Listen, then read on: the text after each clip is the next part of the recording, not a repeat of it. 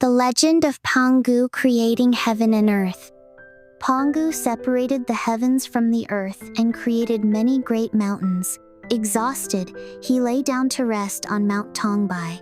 When he awoke, he encountered the Jade Emperor's third daughter. She said to him, "My father saw how lonely you were creating heaven and earth, so he sent me to become your sister." Pangu happily agreed, and they formed a bond as siblings. At that moment, a strong wind swept through the sky. After the wind passed, the two siblings forgot everything about the heavens and began their life on earth. The siblings lived in a hut they built from tree branches and wild grass, but often demons and wild beasts came to disturb them. To protect themselves, they spent 49 days creating a mighty stone lion. They placed it on the peak of Mount Tongbai and renamed the mountain Stone Lion Mountain. From then on, the stone lion guarded the area, and the siblings lived in peace. Pangu often gathered wild fruits and seeds on the mountain and spent time playing with the stone lion, touching its body and kissing its face. One day, the stone lion spoke.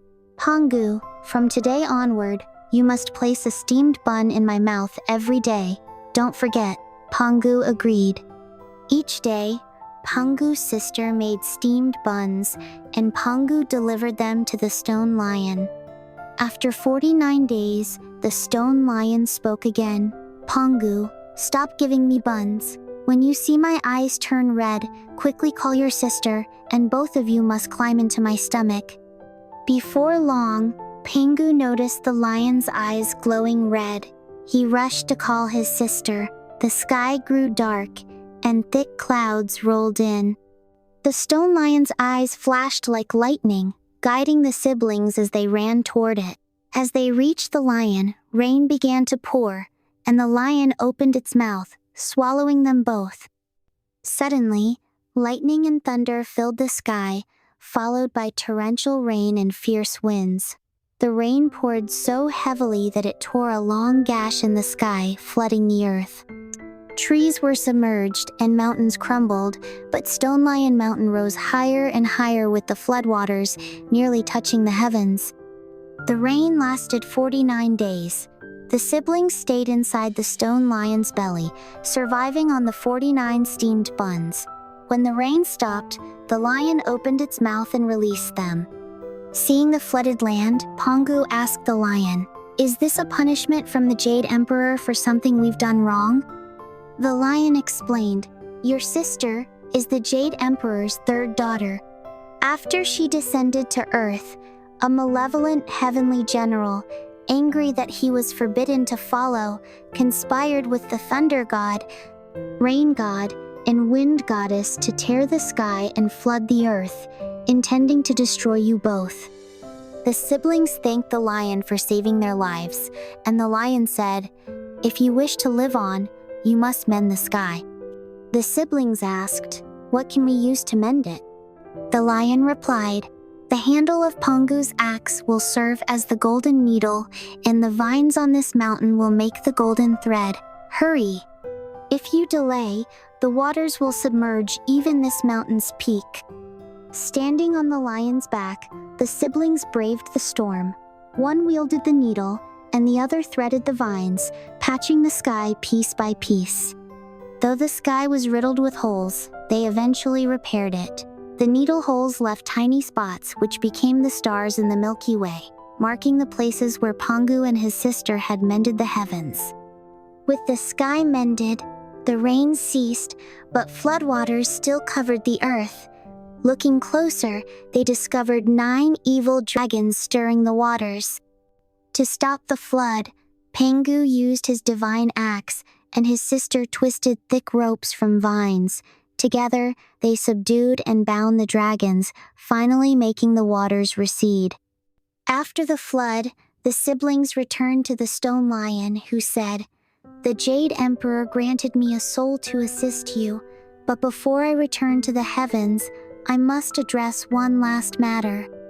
The siblings asked, "What is it?"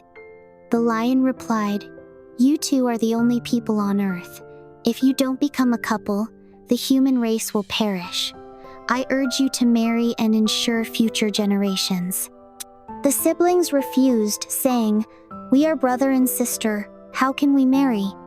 The lion reasoned, "If you don't, this beautiful world will fall to demons and beasts." Though the sister smiled, Pangu adamantly refused. He kicked a turtle crawling onto the shore, breaking its shell. Then he said, "If the turtle can revive, we will agree to marry." His sister wept bitterly. The lion instructed her, "Place the pieces of the turtle's shell back together." She did so, and as dirt scattered over the turtle, its shell rejoined. From that day on, turtles bore patterned shells. Even then, Pangu hesitated. He suggested another test. They would roll 2 millstones from opposite hills. If the stones joined, they would marry. The lion nodded in agreement. The siblings rolled their millstones down the hills. As the stones moved, a rainbow appeared in the sky. When the stones met with a loud clack, the rainbow dispersed and flowers blossomed across the land. Realizing fate's decree, the siblings knelt before the stone lion and became husband and wife. The couple had 8 sons, whom they named East, South, West, North, Southeast, Southwest, Northwest, and Northeast. As they grew, Pangu sent each son to live in a different direction, establishing the 9 regions of the world.